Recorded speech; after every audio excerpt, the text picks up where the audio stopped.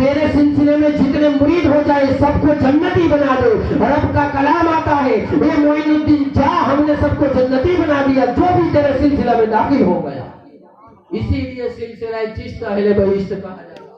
اسی وجہ سے سلسلہ چشت اہل بہشت کہا جاتا ہے. تو پھر وہاں سے جو ہے پیر کامل لے کر کے گئے آقا صلی اللہ علیہ وسلم کی بارگاہ میں مدینہ رسول کے اندر جہاں فرشتوں کی جو ہے حاضری ہوتی ہے. ایک بار ہوتی تو پھر قیامت تک باری نہیں آتی. اس دربار میں غریب النواز کو لے کر پیر گئے اور پیش کیا اور دائمی جانب. اور آج بھی کسی مزار پر جاؤ تو اس کا منہ مبارک جب قبلہ کی طرف ہوتا ہے تو اس طرف کھڑے ہونا چاہیے کہ وہ ہمیں دیکھ سکے, ہم ان کے سامنے ہو, ان کا رخ انور ہمارے سامنے ہو.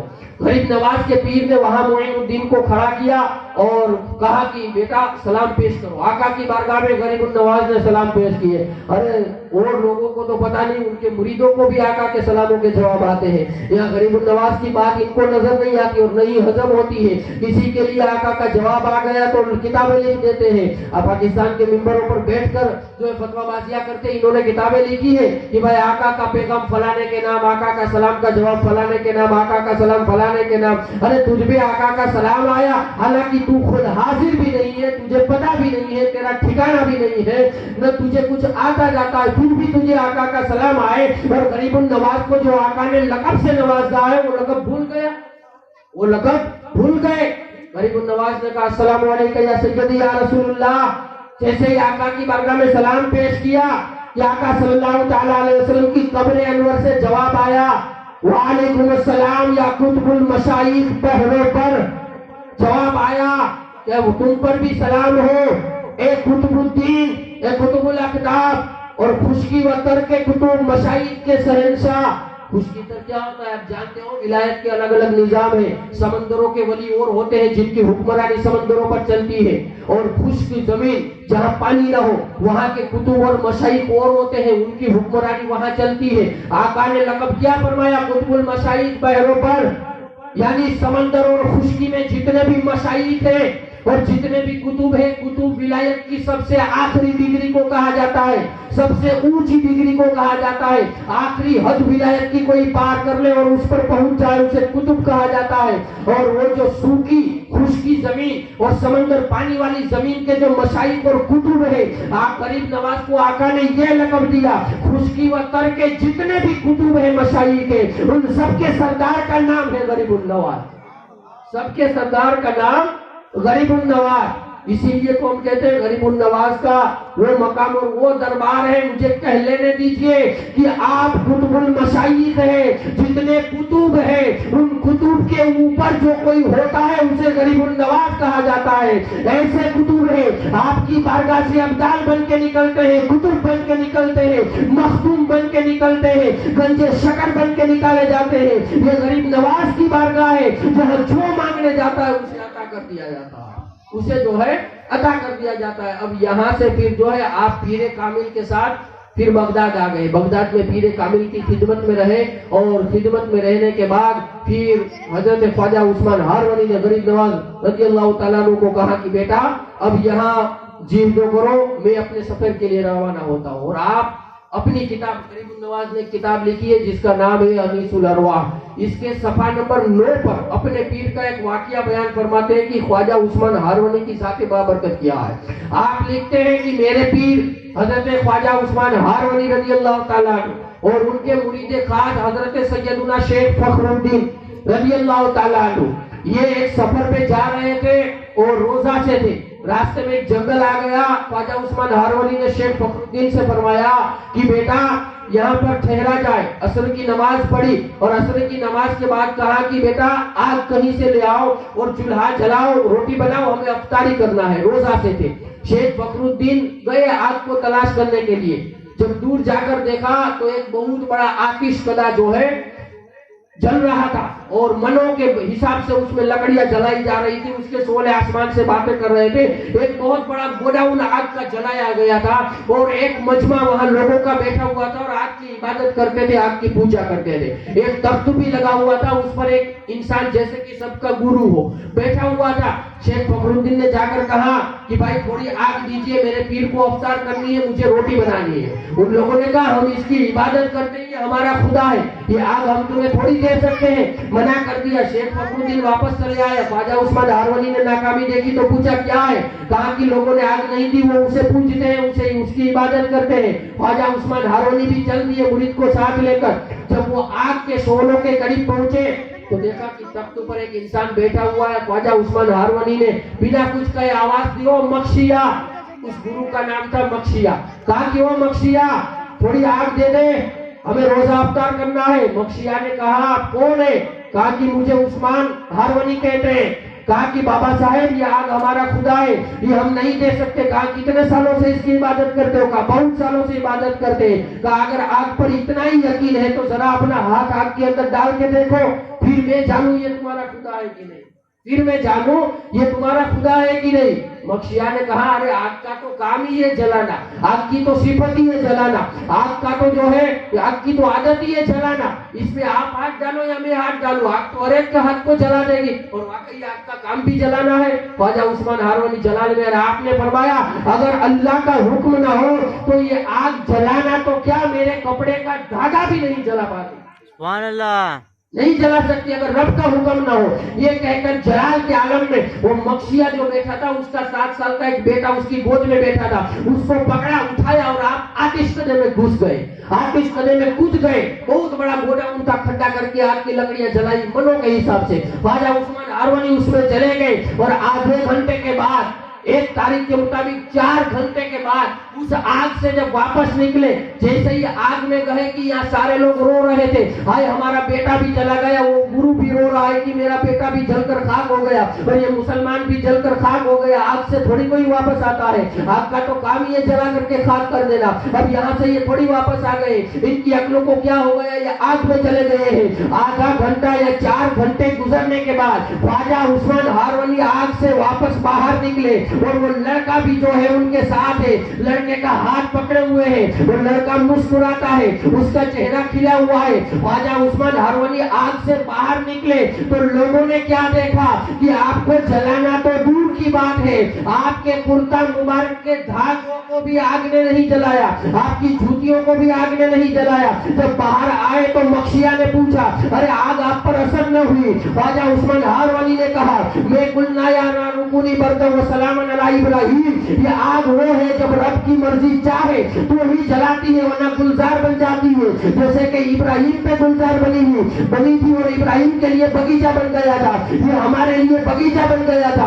बेटे ने कहा अपने बाप गुरु से, हाँ अब्बा हम आग में गए, आपने देखा हम आग में गए, मगर अंदर जैसे ही गए कि हम ऐसे बगीचे में पहुंच गए, ऐसा बगीचा मेरी नजरों ने नहीं देखा था। जब मैंने इस मुसलमान से पूछा ये कौन सा बगीचा है तो इस मुसलमान ने कहा ये दुनिया का बगीचा नहीं बल्कि जन्नत का बगीचा है। सुभान अल्लाह, क्या कहा?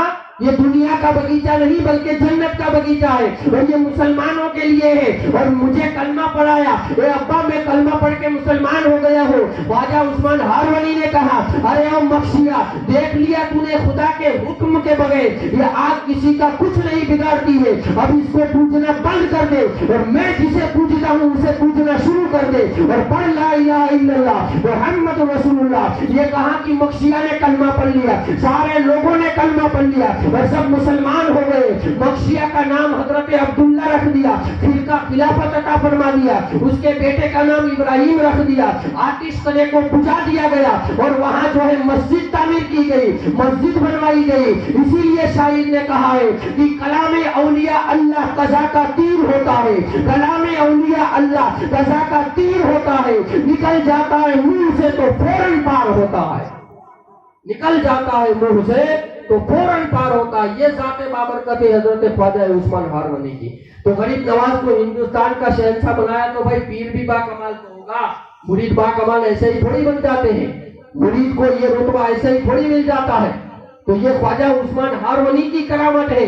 आपकी जिंदगी को पढ़ो तो ये होता है कि गरीब नवाज ने सही पीर तलाश किया है, फिर गरीब नवाज रहे और इसके बाद फिर वापस मक्का आए और मक्का फिर जियारत की, तवाफ किया, हज किया और फिर बारगाह रिसालत में आए। और गरीब नवाज बारगाह रिसालत में आए, अभी अंदर नहीं गए थे, बाहर जो है सफ में खड़े हैं। کہ زیارت کے لیے اندر جایا جائے کہ وہاں کے جو خدام تھے آقا کی قبر انور کے خدام تھے، اور تم کو آواز آتی ہے مولویوں یا غریب نواز کو جو آوازیں آئی وہ تم کو سنائی نہیں پڑتی، وہ تم کو نظر نہیں آتی؟ غریب نواز مجمع میں ہے، خداموں کو اور ملازموں کو آواز آئی آقا کی قبر انور سے کہ معین الدین کو میری قبر کے پاس بلاؤ، معین الدین کو میرے روضہ کے اندر بلاؤ۔ خدام باہر نکلے اور کہا کہ معین الدین کو اندر بلا رہے ہیں آقا۔ یہ سب نے سنی، یہ خواب کی بات نہیں ہے، ظاہراً کی بات ہے، سب سن رہے ہیں جاگتے ہوئے لوگوں۔ خداموں نے آ کر کہا کہ معین الدین کو بلا رہے ہیں۔ مجمع کے اندر کئی معین الدین تھے، جب کہا معین الدین، ہر ایک نے کہا لبیک حاضر ہوں، کہا معین الدین، کہا لبیک حاضر ہے۔ سارے خدام پریشان ہو گئے، کس معین الدین کو بارگاہ رسالت میں لے جایا جائے؟ یہاں تو سارے معین الدین نظر آتے، ہر کوئی معین الدین سے جو ہے لبیک کا جواب دیتا ہے۔ پھر خدام گئے آقا کی بارگاہ سے، پھر جواب آیا معین الدین چشتی کو اندر بلاؤ، یہ میرا فرمان ہے، وہ میرا بیٹا ہے، یہ میرا فرمان ہے۔ پھر غریب النواز کو اندر بلایا گیا۔ جب اندر آئے تو آقا صلی اللہ علیہ وسلم نے فرمایا ظاہراً خواب کی باتیں نہیں ہیں، جاگتے ہوئے فرمایا اے معین الدین، آج سے تمہارا لقب معین الدین۔ معین الدین کا مطلب ہوتا ہے دین کی مدد کرنے والا، محی الدین کا مطلب ہوتا ہے دین کی مدد کرنے والا۔ اسی لیے تو شاعر کہتا ہے آ نہیں سکتی اس پہ کبھی پریشانی، اللہ کے ولی کرتے ہیں جس کی نگہبانی، اور محمد میں جو دو میم ہے دونوں ہے لاسانی، محی الدین جیلانی، معین الدین اجمیری۔ سبحان اللہ، سبحان اللہ۔ یہ جو محمد میں جو دو میم ہے یہ محی الدین جیلانی اور معین الدین اجمیری کی تمثیل ہے۔ کہاں کہ تم معین الدین ہو اور میرے دین کے مددگار، اور بیٹا جاؤ ہندوستان چلے جاؤ، ہم نے تمہاری ڈیوٹی ہندوستان میں لگائی ہے، اور ہندوستان کے راجستھان کے شہر اجامیر میں تمہارا ہیڈ آفس رہے گا، ہیڈ کوارٹر رہے گا، وہاں سے دین اسلام پھیلانا، ہم تمہارے ساتھ ہیں، خدا بھی تمہارے ساتھ ہے، جاؤ معین الدین۔ اور یہاں سے بارگاہ رسالت سے غریب النواز کو بھیجا۔ کسی مولوی نے عطائے رسول کا لقب نہیں دیا ہے، عطائے رسول کے لقب سے آقا نے نوازا ہے۔ عطائے رسول یعنی آقا نہیں آئے، آقا نے اپنی عطا کو بھیج دیا ہے۔ آقا نبی ہے، آقا نے اپنا نائب غریب نواز کو بنا کر کے ہندوستان میں بھیجا ہے۔ جب غریب نواز ہندوستان میں آئے تو سارا ہندوستان غریب نواز کے لیے عطائے رسول تھا، سارا ہندوستان غریب نواز کے لیے عطائے رسول تھا، اور سارے ہندوستان کے لیے غریب النواز عطائے رسول بن کر آئے۔ اس لیے کہ بھائی ہندوستان کو آقا نے دیا ہے نا غریب نواز کو، تو یہ بھی تو عطائے رسول ہوا۔ اب جملہ سمجھے نہیں، یہ بھی تو عطائے رسول ہوا، اور غریب نواز کو ہندوستان دیا تو یہ بھی عطائے رسول ہوا، ہندوستان کو غریب نواز دیا یہ بھی ان کے لیے عطائے رسول۔ تو غریب النواز وہاں سے اجازت پا کر آئے، اور اب آ کر بغداد شریف کے خواجہ ابو اللیث سمرقندی کی جو مسجد ہے وہاں آپ رکے۔ وہاں آپ نے عشاء کی نماز کے بعد ورد و وظائف کی۔ ابھی آپ تنہا ہے، ورد و وظائف میں لگے ہیں، اور رات کو جو ہے خواب کے عالم میں جا پہنچے۔ استراحت فرمانے کے بعد آقا صلی اللہ تعالی علیہ وسلم خواب میں آئے، کہا بیٹا معین الدین ہند چلے جاؤ، اسلام کی تبلیغ کرو، وہاں تمہاری ضرورت ہے۔ مولوی بھی تبلیغ کرتے ہیں، مگر آپ نے دیکھا ہوگا 60 برس کی زندگی مولوی کی ختم ہو جائے ایک مسلمان نہیں بنتا ہے۔ یہ غریب نواز کی زندگی، غریب نواز کی شان ہے، قدم قدم پر مسلمان بناتے ہوئے نظر آتے ہیں۔ 1 2 نہیں بلکہ 90 لاکھ کافروں کو کلمہ پڑھا کے مسلمان بنایا ہے، یہ غریب نواز کا صدقہ ہے۔ آپ خواب میں آقا صلی اللہ تعالی علیہ وسلم کا مشاہدہ کیا، بات چیت گفتگو ہوئی، صبح جیسے ہی ہوئی کہ ایک نوجوان لڑکا آیا آپ کی بارگاہ میں، آ کر کہا السلام علیکم۔ غریب نواز نے کہا وعلیکم السلام، کون ہو؟ کہا کہ بختیار کاکی نام ہے، اور قطب الدین بختیار کاکی کہتے ہیں مجھے۔ اور کہا پیارا نام ہے، بتاؤ بیٹا کس لیے آیا ہو؟ کہا کہ حضور میں آپ کا مرید ہونے کے لیے آیا ہوں۔ اب غریب نواز کی شان، اور آج اگر کسی کو پولیس والا پکڑے اور کوئی ضمانت کر دے تو وہ چھوٹ جاتا ہے، اور کسی کے نام پہ اگر کسی کی چلتی ہے تو وہ اپنے آپ کو خوش نصیب سمجھتا ہے، اس کے نام پہ میری چلتی ہے، اس کی وجہ سے میرا کام ہو گیا۔ اور آپ نے دیکھا ہوگا کہ کوئی بھائی کیس کورٹ میں یا جو ہے عدالت میں جاتا ہے سلاخوں کے جیل کے اندر بند ہوتا ہے تو پھر اسے جو ہے ضمانت کے لیے لوگوں کو حاضر کرنا پڑتا ہے. کوئی ضامن بنے تو پھر اسے باہر نکالا جاتا ہے. آپ کو اگر معلوم ہو جامن ہو سولوٹ جامن ہو جیسے بھی جو ہے جامن پیش کرنا پڑتا ہے پھر اس کو سلاخوں سے باہر نکالا جاتا ہے. یہ مرید پیر مریدی میں بھی ضمانت دیکھنی ہو تو دیکھیے کہ قطب الدین کی شان کیا ہے. قطب الدین نے کہا حضور مرید ہونے کے لیے آیا ہوں. غریب النواز نے کہا کہ میں نے اللہ سے مشورہ نہیں کیا ہے, تم کل آنا, میں سوچ سمجھ کر کے اللہ سے مشورہ کر کے میں تمہیں جو ہے کل جواب دوں گا مرید بناؤں یا نہ بناؤں. قطب الدین چلے گئے, رات ہوئی, آقا خواب میں تشریف لے آئے. آقا نے آ کر کہا کہ غریب النواز آج کوئی آیا تھا؟ کہا ہاں نانا حضور آیا تھا. کہا کون آیا تھا؟ کہا نام اپنا قطب الدین بختیار کاکی بتا رہا تھا. کہا کیا کہا اس سے؟ کہا مرید ہونے کے لیے کہہ رہا تھا. آقا نے کہا معین الدین جب وہ کل آئے تو اسے مرید بنا لینا, اس کا ضامن میں بن کر آیا ہوں اور اس کی ضمانت میں دیتا ہوں, اس کا سفارشی میں بن کر آیا ہوں. ارے قطب الدین واہ تیری شان کیا کہنے کہ تیرے مرید ہونے کے لیے آقا ضمانت لے رہے ہیں. سبحان اللہ. آقا ضمانت لے رہے ہیں. دوسرے دن قطب الدین بختیار کاکی پھر آئے, آ کر کہا السلام علیکم حضرت مرید بنا لیجئے. غریب النواز نے کہا بیٹا میں نے ابھی اللہ سے مشورہ نہیں کیا ہے, کل آنا. قطب الدین بختیار کاکی چلے گئے. دوسری رات ہوئی, آقا کا پھر دیدار ہوا. آقا نے پھر کہا معین الدین اسے مرید بنا لینا. میں کہتا ہوں وہ میرا بھیجا ہوا ہے, اپنی مرضی سے نہیں آیا ہے. آنا اور ہوتا ہے, بھیجنا اور ہوتا ہے. کہاں اور ایسے اولیاء کرام اللہ بھیجتا ہے, یہ آتے نہیں ہے, اللہ بھیجتا ہی ہے. کہا کہ اسے مرید بنا لینا. پھر صبح ہوئی, آئے قطب الدین بختیار کاکی. غریب نواز نے پھر کہا کہ کل آنا, اللہ سے مشورہ کر لو. 40 دن تک غریب نواز یہ جواب دیتے رہے اور 40 راتوں تک آقا کی زیارت ہوتی رہی اور آقا یہ فرماتے رہے کل اسے مرید بنا لینا, مگر غریب نواز نہ بناتے تھے. اس کی وجہ سے کوئی ذہن و فکر میں یہ سوال نہ لے آئے کہ غریب نواز آقا کے فرمان کو نہیں مانتے تھے. نہیں, غریب نواز جانتے تھے نہیں بناؤں گا پھر آقا آئیں گے, آقا کا پھر دیدار ہو جائے گا, آقا کا پھر دیدار ہو جائے گا. 40 دن تک قطب الدین کو بلکاتے رہے, مرید نہیں بنایا. 41ویں رات تھی, غیب سے ندا آئی ہے معین الدین, اے معین الدین. کہا کون؟ کام تیرے پیدا کرنے والے رب العالمین. غریب نواز سجدے میں سر رکھ دیے. کہا مالک کیا حکم ہے؟ کہا کہ کل قطب الدین آئے تو ان سے مرید بنا لینا, اس لیے کہ وہ کوئی عام بچہ نہیں ہے بلکہ میرا مقبول بندہ ہے, میرے نزدیک میرے دوستوں میں سے ہے, اور وہ آیا نہیں ہے بلکہ اسے تیرے رب نے بھیجا ہے. سبحان اللہ. اسے جو ہے تیرے رب نے بھیجا ہے. 41ویں دن قطب الدین بختیار کاکی آئے اور جو ہے ان کو غریب النواز نے مرید بنایا اور پھر یہاں سے جو ہے پیدل سفر شروع کیا. آپ یہاں سے خراسان آئے, پھر ایران آئے, افغانستان آئے. افغانستان سے جو ہے ایک سبزہ زار ایک علاقہ ہے, اس علاقہ میں آئے اور اس علاقے میں ایک باغ تھا, پانی کا حوض تھا. آپ وہاں جو ہے گرمی کا موسم تھا اور غریب نواز کو سب سے زیادہ 2 چیزیں پسند تھی, ایک قرآن کی تلاوت کرنا اور ایک پھول گلاب کے. جب آپ کے پاس کوئی آتا تھا تو آپ فرماتے تھے گلاب کے پھول لے آؤ, اور یہی غریب نواز کی پسندیدہ چیز. آج اجمیر میں دیکھو جتنے پھول ملتے ہیں, جتنے پھول ملیں گے اتنے کہیں آپ کو نظر نہیں آئیں گے. یہ کرم غریب نواز ہے. اور قرآن سنانے کا تو آپ کے وصال کے بعد جب ایک اللہ تبارک و تعالیٰ کا مقبول بندہ آپ کی بارگاہ میں قرآن کی تلاوت کرتا تھا, آپ کے وصال کے بعد کی بات ہے, حیات ظاہرہ کی نہیں, مگر اللہ کے ولی قبروں کے اندر زندہ ہوتے ہیں. وہ قرآن کی تلاوت فرما رہا تھا اور کئی دنوں سے تلاوت فرما رہا تھا اور اپنی منت مانگ رہا تھا, مگر غریب نواز کے روزے پہ اس کی منت پوری نہیں ہوتی تھی. مانگتا تھا مگر وہ چیز اسے ملتی نہیں تھی. روز قرآن کی تلاوت کرتا تھا اور ایک دن اس نے کیا دیکھا, ایک فاحشہ عورت آ گئی, ایک بدکار عورت آ گئی اور اس نے آ کر غریب نواز کی بارگاہ میں دعا مانگی. اسے فوراً مل گیا. آ کر بدکار عورت نے دعا مانگی, فوراً مل گیا. یہ صاحب کئی دنوں سے قرآن پڑھ رہے ہیں اور مانگ رہے ہیں, ان کی مراد پوری نہیں ہوتی اور غریب نواز پوری فل اتھارٹی لے کر آئے ہیں.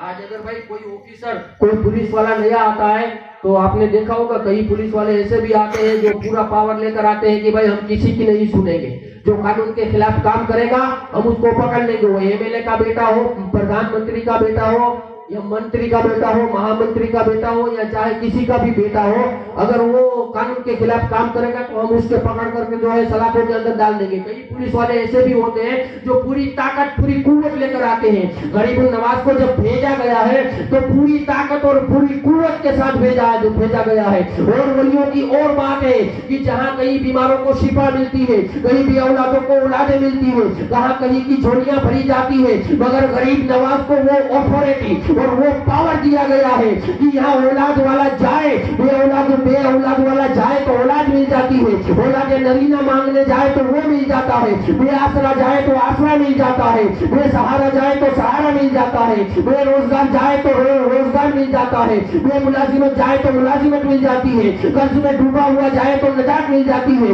مصیبتوں سے گھیرا ہوا جائے تو آسانی ہو جاتی ہے, پریشانی میں مبتلا ہوا جائے تو دور ہو جاتی ہے. غریب نواز کی وہ بارگاہ ہے اور ہند کا وہ مرکز ہے کہ یہاں دنیا بھر کے بھکاری جاتے ہیں, ہر مذہب, ہر مسلک, ہر دھرم کے لوگ جاتے ہیں اور الگ الگ اپنی زبان میں الگ الگ چیزیں مانگتے ہیں, مگر دینے والا جو ہے دے دیتا ہے. سارے لوگ دیکھتے ہیں, جھولی بھری جاتی ہے مگر دینے والا نظر نہیں آتا, دینے والا نظر نہیں آتا. تو یہ دربار وہ دربار ہے, پوری فل اتھارٹی لے کر آئے ہیں. غریب نواز یہاں آئے تو پوری فل اتھارٹی لے کر آئے ہیں. تو آپ وہ سبزہ دار, آپ کے یہاں وہ عالم صاحب کئی دنوں سے قرآن پڑھ کے تلاوت کر رہے تھے اور مانگ رہے تھے, مراد پوری نہیں ہو رہی تھی. ان کی نگاہ کے سامنے ایک بدکار عورت, گناہگار عورت کی مراد پوری ہو گئی. وہ آپ نے کلام پاک کو بند کیا اور غریب نواز کی چوکھٹ پہ اپنے 2 ہاتھ مارے زور سے, غصہ میں, اور کہا کہ یہ غریب نواز کی انصاف کی بارگاہ نہیں ہے,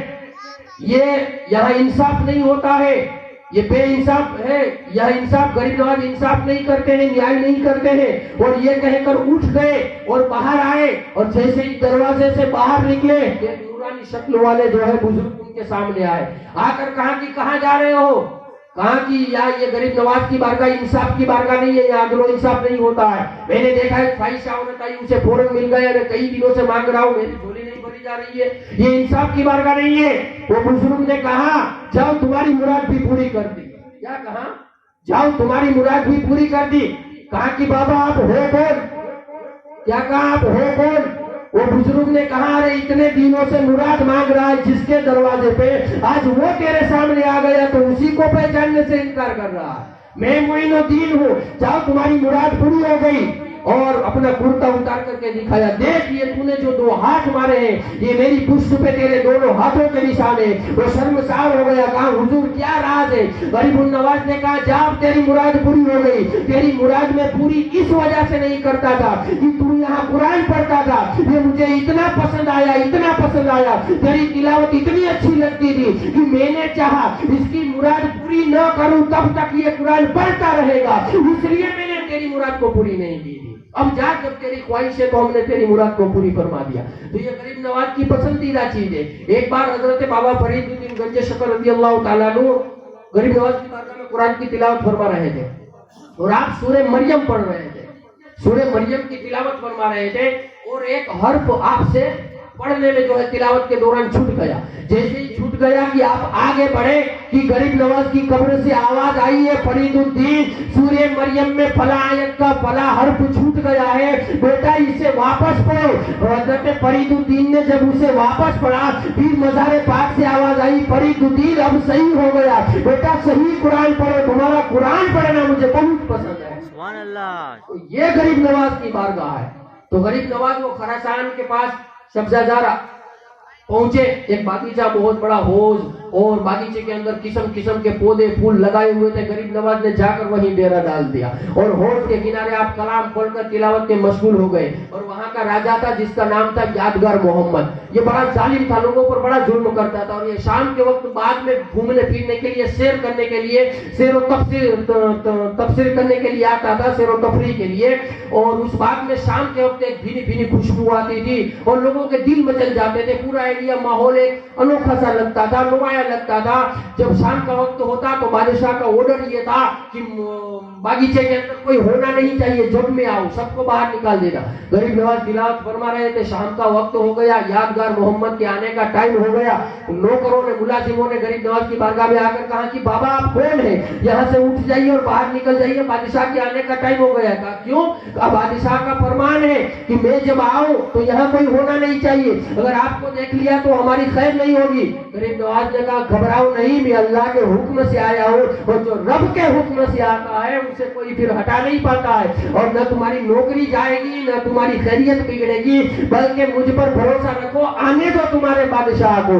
इसलिए कि गरीब नवाज को महाराजा यूं ही नहीं कहा जाता है, यहाँ जितने भी राजा आए सबके सब कदमों में गिर गए, महाराजा तो तन्हा गरीब नवाज है। वो बादशाह शाम के वक्त आता है, जैसे ही बाग में घुसा उसकी निगाह गरीब नवाज के चेहरे पर पड़ी, जो हौज के किनारे बैठे हुए कुरान की तिलावत फरमा रहे थे। यादगार मोहम्मद ने मुलाजिमों को बुलाया, बुला करके कहा मैंने कहा नहीं था कि जब मैं आऊं तो बाग में कोई होना नहीं चाहिए, ये कौन फकीर बैठा हुआ है, ये कौन दुर्वेश बैठा हुआ है, क्या ये कहकर उन्हें डांटना शुरू कर दिया। सारे लोगों ने दिल में सोचना ख्याल कर दिया, और दिल ही दिल में कहने लगे बाबा हमें फंसा दिया ना, हमने कहा था बादशाह हम पर गुस्सा करेगा। गरीब नवाज के पास जब यादगार मोहम्मद पहुंचा, निगाहे रहमत उठी, गरीब नवाज की निगाह करम की निगाह उठी, और आपने यादगार मोहम्मद को देखा, और यादगार मोहम्मद ने गरीब नवाज के चेहरे पर निगाह डाली, गरीब नवाज के चेहरे से वो नूर निकला कि यादगार मोहम्मद फौरन बेहोश हो गया, और जब उठा तो दिल की दुनिया बदल चुकी थी, गरीब नवाज के कदमों में आ गिरा। गरीब नवाज ने नौकरों से कहा ये नौकरों ये तुम्हारा हाकिम है, ये तुम्हारा बादशाह है, ये तो मेरे पैरों में गिर गिरा रहा है। यादगार मोहम्मद कहता है मोइनुद्दीन मुझे माफ फरमा दीजिए, मैंने आपको पहचाना नहीं, वो ख्वाब ही ख्वाब के अंदर पता नहीं क्या देख गया, गरीब नवाज का दीवाना हो गया, आपने मुरीद बना लिया, सबको मुरीद बना लिया, उसके मुरीदीन को, और कहा यादगार मोहम्मद याद रखो हम अल्लाह के हुक्म से आए हैं, हम मुस्तफा के भेजे हुए हैं, हम जहां भी जाएंगे हमारे साथ मुस्तफा भी है और हमारे साथ खुदा भी है, हमारे साथ मुस्तफा भी और खुदा भी। आपने कलमा पढ़ा है, फिरका खिलाफत से नवाजा, उस शहर का नाम आपने रख दिया चिश्तिया, चिश्तिया नगर। ये हो गए 2 चिश्त, और तीसरा चिश्त पाकिस्तान में है, बहावलपुर जिला के भावल नगर गांव में एक सूबा है जिसका नाम है चिश्त। यहाँ गरीब नवाज के भांजे का मजार है, जिनकी वजह से उसे भी चिश्त कहा जाता है। ये 3 चिश्त हुए। गरीब नवाज रज़ी अल्लाह तआला अन्हु वहां से चलते चलते आए अली हिजोरी, सैयदुना अली हिजोरी गंज बख्श दाता लाहौरी के मजार पे। वहाँ 6 महीना आप रहे, वहाँ आपने जो है चिल्ला किया, और यहाँ से फिर आप आए भारत की तरफ, हिंदुस्तान की तरफ। और जब हिंदुस्तान में आए सोनीपत पानीपत होते हुए दिल्ली में, तो उस वक्त हिंदुस्तान के हालात ये थे। ये राजस्थान क्यों कहा जाता है जानते हो? पूरे हिंदुस्तान में अगर कहीं ज्यादा राजा पाए जाते थे तो राजस्थान की सरजमीन पर। वो पाकिस्तान होता है, इंग्लिस्तान जहाँ इंग्लिश आदमी रहती है, अफगानिस्तान जहाँ अफगान लोग रहते हैं, उसी तरीके से राजस्थान इस वजह से है कि यहाँ राजा ज्यादा थे, और उसमें भी कुफर का गढ़ बुत परस्ती, और पूरे हिंदुस्तान में राजस्थान मशहूर, और राजस्थान में सबसे ज्यादा अजमेर कुफर का गढ़ था, और उस वक्त इसका नाम अजमेर था। उस वक्त जो है इसे अजमेर कहा जाता था, ये कुफर का गढ़ था, और यहाँ 150 राजा महाराजा रहते थे। एक अजमेर में 150 राजा महाराजा छोटी छोटी अपनी रियासतें चलाते थे, और यहाँ इतने बड़े बड़े बूथ खाने थे कि अमीरों का बूथ खाना अलग, राजाओं का बूथ खाना अलग, महारानियों का, रानियों का, महाराजाओं का बूथ खाना अलग, इबादत करने का मंदिर अलग, गरीबों का अलग। और एक बहुत बड़ा बूथ खाना अन्ना सागर के किनारे था। ये अन्ना सागर जो है अजमेर की बुनियाद 7वीं सदी में रखी गई है, ये 21वीं सदी चल रही है। अजमेर की बुनियाद 7वीं सदी में रखी गई है अजमेर नाम से, और अन्ना सागर की बुनियाद ये पृथ्वी राज जिसे हम कहते हैं, ये दिल्ली का राजा था, और इसके यहाँ औलाद नहीं थी। इसने अपनी बेटी के बेटे राय पथुरा को अजमेर की हुकूमत सौंपी हुई थी, और ये पृथ्वी राज का जो दादा था इसके नाम पे ये अन्ना सागर झील रखी गई थी, इसकी बुनियाद रखी गई थी उसके दादा के नाम पे। तो अन्ना सागर के किनारे एक महल था, बहुत बड़ा बूथ खाना था, और जिसमें आप अंदाजा लगा सकते हैं कि जिसमें रोजाना सरसों का तेल, चराग रात में जलते थे, तो रोजाना एक रात के अंदर उन चराग जो जलाए जाते थे उसमें तेल 350 मन सरसों का तेल रोजाना खर्च होता था। उस बूथ खाने में 350 मन रोजाना सरसों का तेल चराग के अंदर जलाया जाता था। अब अंदाजा लगा लीजिए वो कितना बड़ा जो है वो बूथ खाना होगा, और इतनी मूर्तियां, इतने नौकर चाकर थे। कोई जो है चरागों को साफ करता है, कोई चरागों में तेल डालता है, कोई बत्तियां बुझाता है, कोई बत्तियां जलाता है, कोई बूथ खाने की दीवारों को साफ करता है, कोई जो है बूथों को साफ करता है, कोई का तारुफ कराता है। लोग आते हैं तो कहते हैं ये मूर्ति जो है पानी बरसाती, ये बूथ जो है औलाद देता है, ये बूथ जो है बेटी देती है, ये बूथ बेटा देता है, ये बूथ बेड़ा तेराता है, ये बूथ बेड़ा गर्क करता है, ये बूथ ये करता है, वो करता है, तारुफ करवाते थे। और ऐसे भयानक माहौल के अंदर जहाँ कुफ्र का डर था, अरे किसी की शान अगर दिखानी हो तो तभी तो नजर आती है जब वो ऐसी जगह जाए जहाँ किसी और का काम न हो, और वहां जा करके वो काम करके दिखाए जो कोई और न कर सके, तब जाके पता चलता है कि वो कितनी बड़ी हस्ती है। आका आए तो कौन से मुहासरे के अंदर आए, कौन से माहौल के अंदर आए, वही माहौल के अंदर आका आए थे। और गरीब नवाज आए तो ये भयानक माहौल के अंदर आपने आना सागर के किनारे डेरा डाल दिया। और वाकया है जहाँ राजा के ऊंट बनते हैं, फिर वो ऊंट खड़े नहीं हुए, उस वाकया की तफसील में मैं नहीं जाऊंगा। फिर आना सागर को एक कटोरे के अंदर भर लिया। फिर जो है गरीब नवाज की ये करामत देखकर 32,000 काफिर एक झटके में मुसलमान हुए। कितने? 32,000 काफिर एक झटके में मुसलमान हुए अन्ना सागर वाली करामत को देखकर। जो कासे और मस्की से और प्याले कटोरे में जो पानी भर लिया, उस करामत को देखकर 32,000 काफिर एक ही वक्त में मुसलमान हुए। जब ये बात राजा राय पथुरे की बारगाह में गई और इसके दरबार में जाकर मुलाजिमों ने कहा कि बड़ा गजब हो गया है, 32,000 काफिरों ने कलमा पढ़ लिया और मुसलमान हो गए। कोई बाबा दुर्वेश आया है जो है यहाँ उधम मचा रखी है। और दूसरी बात यह है कि ये पृथ्वीराज का जो नवासा था, राय पथुरा राज अजमेर का जो बादशाह उस वक्त हाकिम जो था, इसको इसकी माँ ने जो है, इसकी माँ नजूमी थी, पुरानी जो है किताबों की आलिमा, और नजूम यानी देखने का काम करती थी। इसने पढ़ा था और कहा था कि बेटा तुम्हारी बादशाह सल्तनत के अंदर एक दरवेश, एक बाबा ऐसा भी आएगा कि वो तुम्हारी सल्तनत को मलिया मीट कर देगा अगर तुमने जो है उनसे वाबस्ता न रखा और उनकी बुराई गुस्ताखी करनी चाहिए हो तो तेरी बादशाह को मिटा देंगे। जिस तरीके से खैबर के दिन जो है मौलाए कायनात ने कहा था मेरी माँ ने मेरा नाम हैदर रखा है, हालांकि माँ ने तो नाम असद रखा था, मगर हैदर इस वजह से कहा था कि मरहब की माँ ने मरहब को बताया था बेटा जिसका नाम हैदर हो उसके सामने कभी जंग न करना। जिस दिन तेरे सामने हैदर आ गया समझ ले उस दिन खैबर फतेह हो गया, उस दिन जो है खैबर फतेह हो गया। यहाँ राय पथुरा राज को माँ ने बताया था। आखिरकार मौलाए कायनात का पोता तो है, मौलाए कायनात का पोता ही तो है, उनके भी चर्चे उन्हीं की तरह होंगे। तो गरीब नवाज से जो है शुरू में वो देखता था, मगर जैसे उसे अपनी बादशाह का खतरा हुआ उसने प्लानिंग बनाना शुरू किया कि इस बाबा को यहाँ से भगाया जाए और यहाँ से निकाला जाए। और गरीब नवाज जो है वहाँ लगे हुए, अजाने हो रही है। और अन्ना सागर, उस वक्त अन्ना सागर जो है ये गंगा नदी की तरह माना जाता था कि लोग इसमें आते थे, नहाते थे, धोते थे। ये बड़ी झील थी, बड़ा जो है इसका किनारा इर्द गिर्द जो है बड़े बुत खाने थे। और इसके अन्ना सागर ये झील के किनारे एक बहुत बड़ा देव खड़ा रहता था, झील जिसका नाम था शादी देव। ये खड़ा रहता था, लोग इसकी इबादत करते थे, इसके कदमों पर झुकते थे, सजदा करते थे। और कहीं जंग में हारने का जो है शोभा होता तो इस जिन्नात को कहते थे। ये जब अजमेर की धरती पर चलता था तो सारी धरती हिलती थी। और इसको देखने के लिए जब आदमी चेहरा अपनी निगाह और अपना सर ऊंचा करते थे, मगर इसकी शक्लों को देख नहीं पाते थे। इतना बड़ा पहलवान और ताकतवर जीन था जिसका नाम था शादी देव। ये अन्ना सागर के किनारे खड़ा रहता था। गरीब नवाज आए और आपने जब 32,000 काफिरों को कलमा पढ़ा दिया और अन्ना सागर वाली करामत जब राय पथुरा को पता चली तो इसने सबसे बड़े पंडित, सबसे बड़े सैयद आलिम को बुलाया। दूध खाने का जो आलिम था, बड़ा पावरफुल गुरु जिसका नाम था रामदेव, इसको बुलाया और बुला करके कहा कि भाई ये कोई बाबा आया है, जाओ अपने जादूगरों को ले करके। वो बनी इसराइल की बात थी कि नबी मुनाजरा कर रहे थे फिरौन और जादूगरों के साथ। यहाँ बात है मोहम्मद के लाल की बात है, यहाँ मोहम्मद के बेटे की बात है। जादूगरों से मुकाबला हो रहा है। वो बनी इसराइल के अंबिया करके गुजर चुके हैं, ये नबी मुकर्रम के उम्मती कर रहे हैं और दिखा रहे हैं जादूगर क्या चीज है और जादूगर की ताकत क्या होती है। और जादूगर जब किसी अल्लाह वाले के सामने आ जाए तो जादूगर की कोई हैसियत नहीं रहती है। अल्लाह के वली वो वली है कि जिनके पास में जादू होता है, न कोई इनके पास कोई ऐसी ताकत होती है, उनकी निगाह ही ताकत होती है, उनकी जबान ही तलवार की तरह काम करती है, निगाह उठ जाती है, दिल की दुनिया बदला देते हैं, जबान से निकल जाता है, पत्थर की लकीर बन जाता है, पत्थर की लकीर बन जाता है। गरीब उन नवाज जब वो रामदेव आया कई लोगों को लेकर, बड़ा पंडित जय्यद आलिम जिस पर सारे अजमेर वालों को गुरूर था, गरीब नवाज की बारगाह में आया और आकर मुनाजरे के चैलेंज करने लगा, हमसे मुकाबला करो, हमसे मुनाजरा करो, लड़ने के लिए तैयार हो जाओ वरना अजमेर छोड़कर चले जाओ,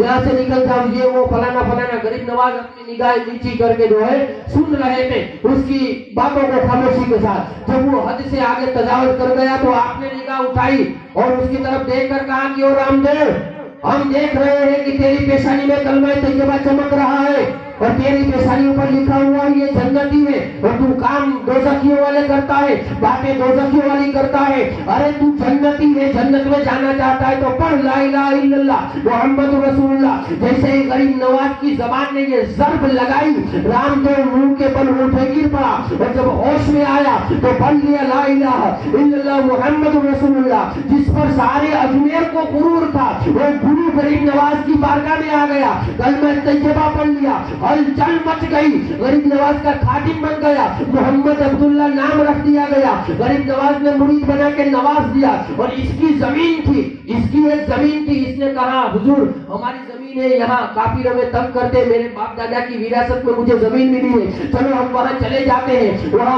मस्जिद तामीर करेंगे, वहाँ अल्लाह की इबादत करेंगे। अजमेर में पहली मस्जिद गरीब नवाज बना रहे हैं। मौलवियों को पूछो तुमने कितनी मस्जिदें बनवाई है, कितनी मस्जिदों से तुमने इस्लाम फैलाया है, कितने लोगों को कलमा पढ़वाया है। अगर देखना हो मस्जिदें किन्होंने बनवाई है तो ये अल्लाह के वलियों का काम है। गरीब नवाज पे उंगलियां उठाते हो कि वहाँ कवालियां हो रही है, मज़ारों पर औरतें जाती है, वहाँ धक्का धुक्की होती है, वहाँ नजरिया खिलाया जाता है, वहाँ ऐसे लोग आते हैं, वहाँ के खुदाम ये है। अरे तू मस्जिद में मुसल्ले पे जो चढ़ा हुआ है ये सदका है गरीब नवाज का, कि गरीब नवाज ने की मस्जिद बनाई है तब जाके हिंदुस्तान के कोने कोने में अल्लाह के घर नजर आते हैं।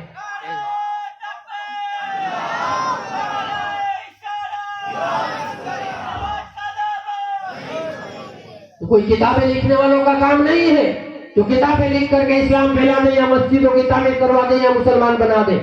इसके लिए जरूरत पड़ती है करामतों की, और करामत के मैदान में उतरना पड़ता है। सब्र इस्तकामत चाहिए, अखलाक और किरदार चाहिए। गरीब नवाज के अंदर वो सारी चीजें पाई जाती है। आप उस जमीन के टुकड़े पर चले गए, आपने मस्जिद का काम शुरू कर दिया, रात रात को मस्जिद बनाते, तीन को नहीं, और तेल लाते अजमेर से और चराग जलाते और सारी रात मस्जिद बनाते। जब राय पथुरा राज को पता चले कि अजमेर में पहली मस्जिद बन रही है, अभी तक बुत खाने थे और पहली मस्जिद तामीर हो रही है, अल्लाह का घर बन रहा है।